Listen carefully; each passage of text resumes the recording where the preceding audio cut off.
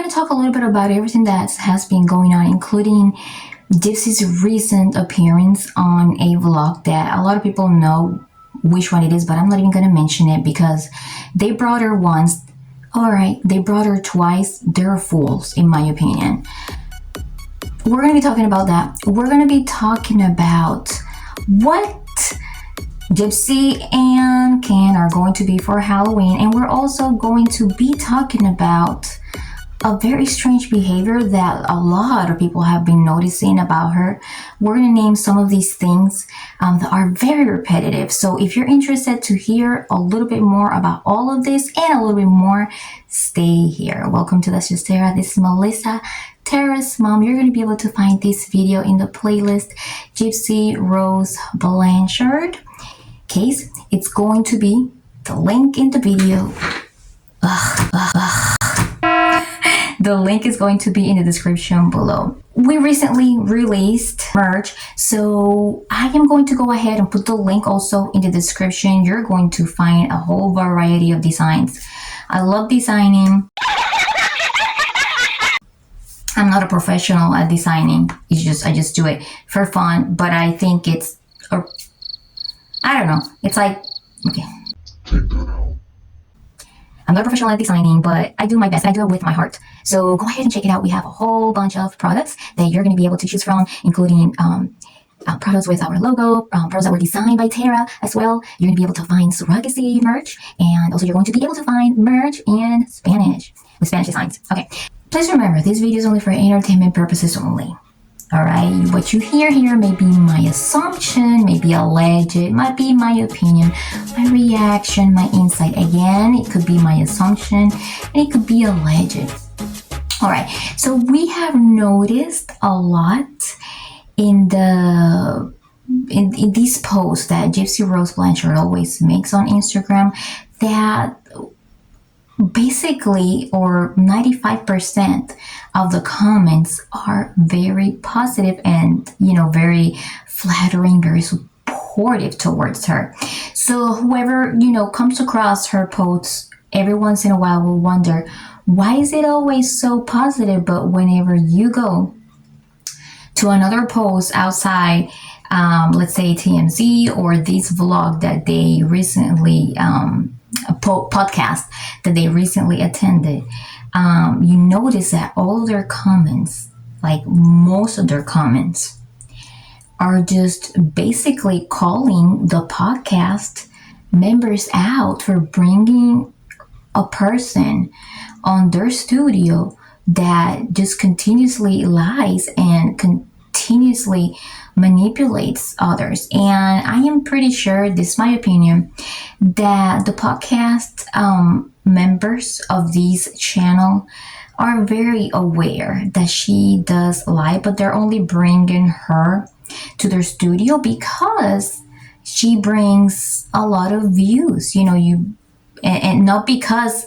everyone considers her a hero.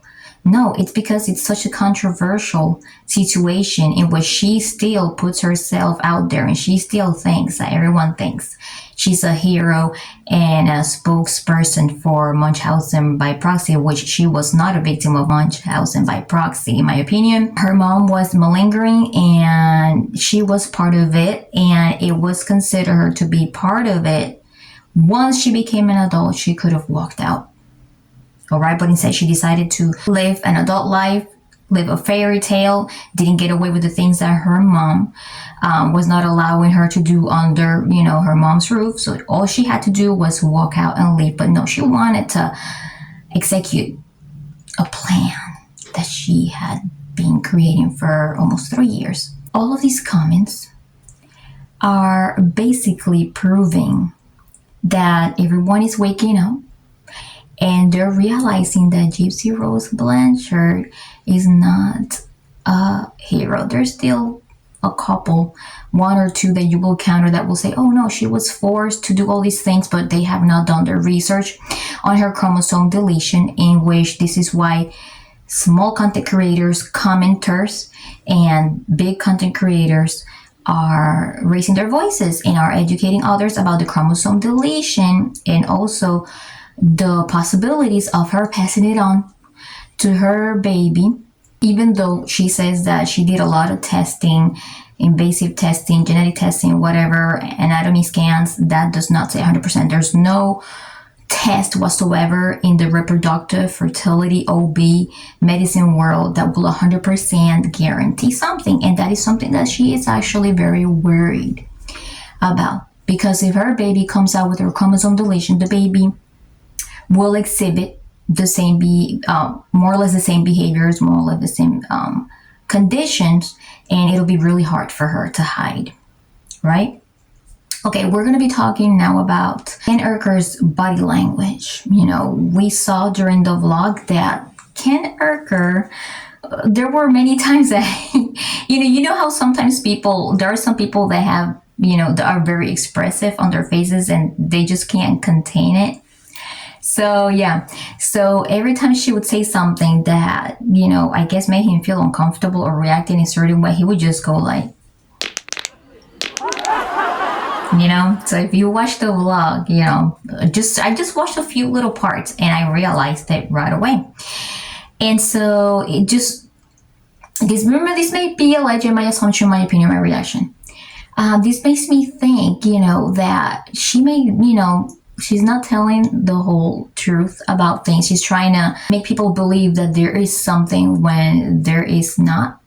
And I believe that there is a lot of tension in their relationship. I think she thinks that that relationship is going to last forever, or really is going to try to push to make it last forever, because we have to remember that her focus with Nicholas Gaudijon and Ryan Anderson and, anybody that she was with, her focus was really to get pregnant, because she was always afraid to be left. She wanted to make sure that she had that sense of control and keep them. So I'm thinking that Ken Urker, in my opinion, it's starting to feel that way. But I want to tell you something about this. I know that a lot of people have been talking about, Ken, run, and she's manipulating you. But let's be clear.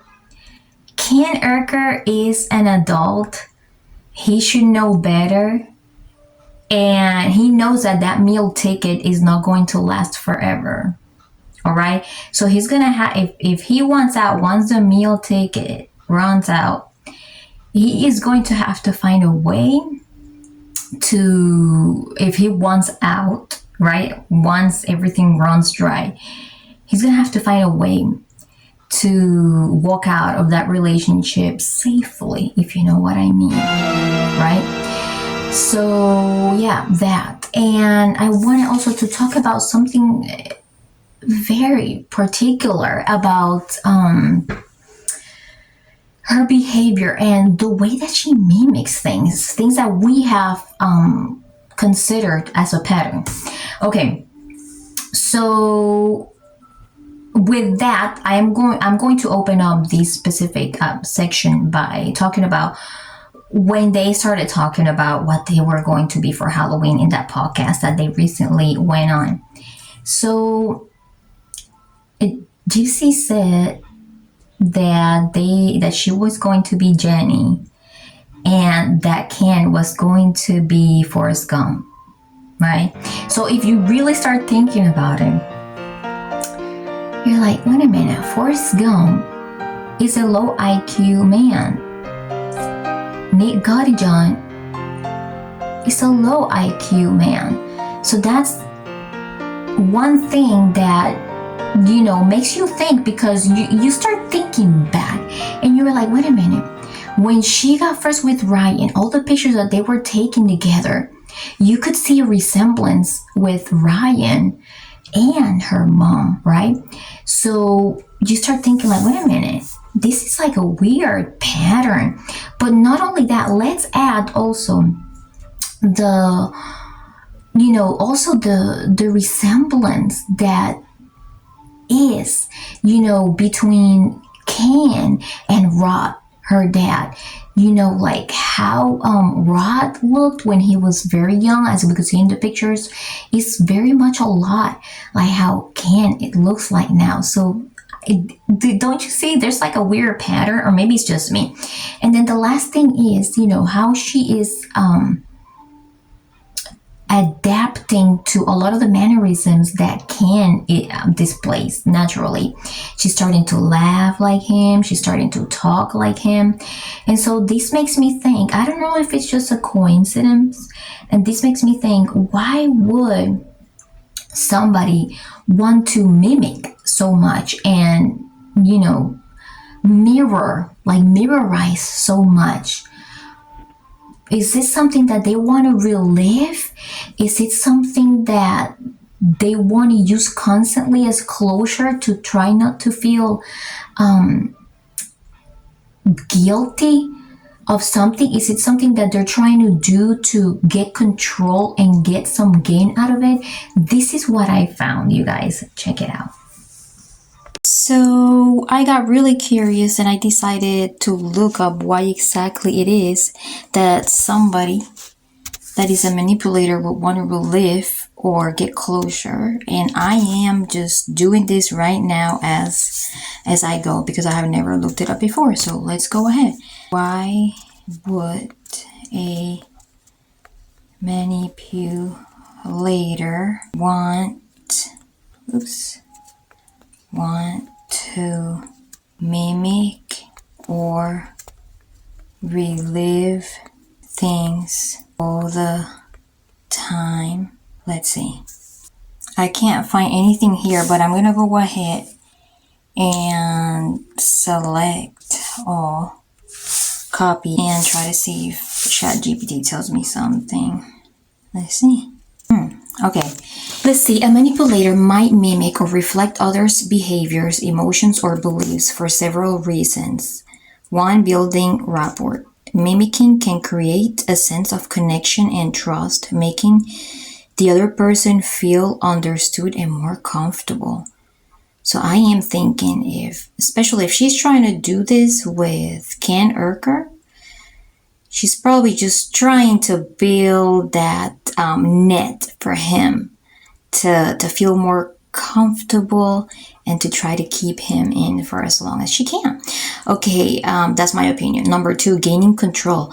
By reflecting what others want to see, manipulators can influence decisions or behaviors, steering interactions to their advantage.